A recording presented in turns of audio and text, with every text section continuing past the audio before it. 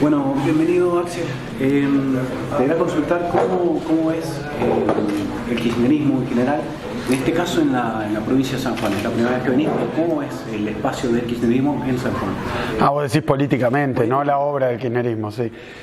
Mira, la verdad que yo creo que estamos en un año electoral, después de haber transitado un año especial, porque obviamente 2015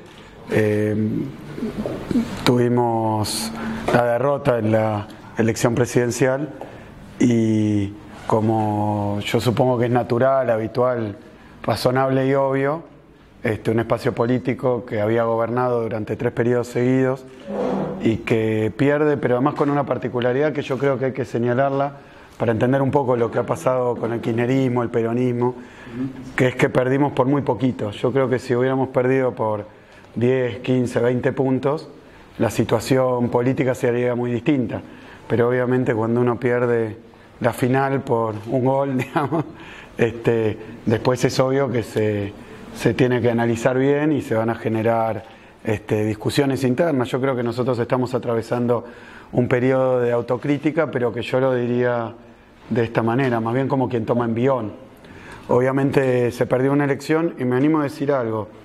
Si Macri hubiera dicho no todo lo que hizo, sino un poquito de lo que iba a hacer, esa elección se ganaba, indudablemente. El kirchnerismo es un fenómeno que vamos a estar estudiando durante años, porque el kirchnerismo le devolvió al peronismo un gobierno en la línea de los gobiernos peronistas de la época de Perón, ¿no? Le devolvió un gobierno de claro corte nacional, popular, democrático, cuando había habido una experiencia peronista, en el caso de Menem, de un gobierno de corte en lo económico claramente liberal, neoliberal.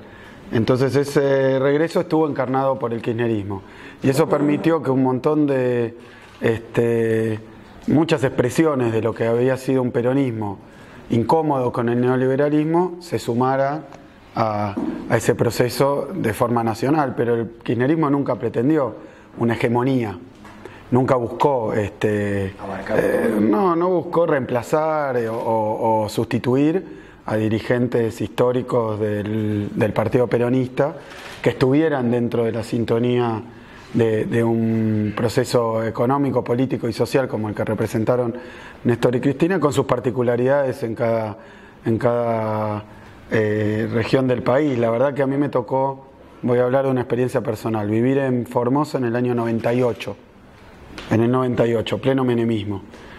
Acababa de asumir Gilden como gobernador.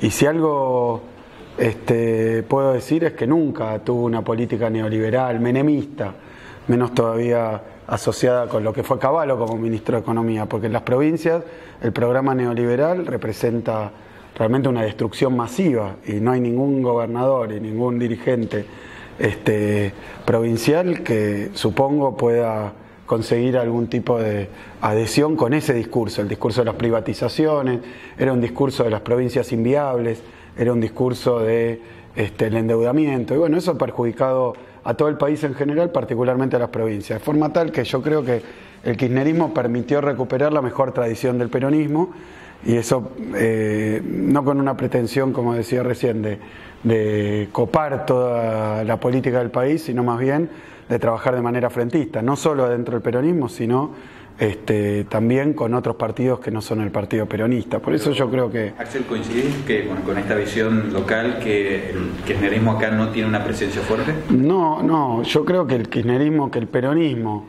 la versión 2003-2015 fue kirchnerista.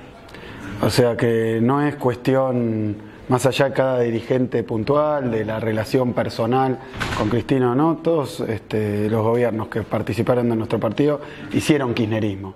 También es cierto que el gobierno de Macri tiene como uno de sus principales objetivos dividir al peronismo, uno de sus principales objetivos políticos, dividir al peronismo y, si puede, a todo el movimiento y el campo nacional y popular. Es decir, que es un objetivo, y lo ha sido siempre del neoliberalismo, despolitizar y dividir. Y bueno, son tendencias, digamos, contrapuestas, pero lo que está mostrando la práctica es que adentro del peronismo y con todas las fuerzas que son reactivas y que sobre todo que reposan sobre sobre las víctimas del neoliberalismo, ¿no? Que no se han alejado de su base social.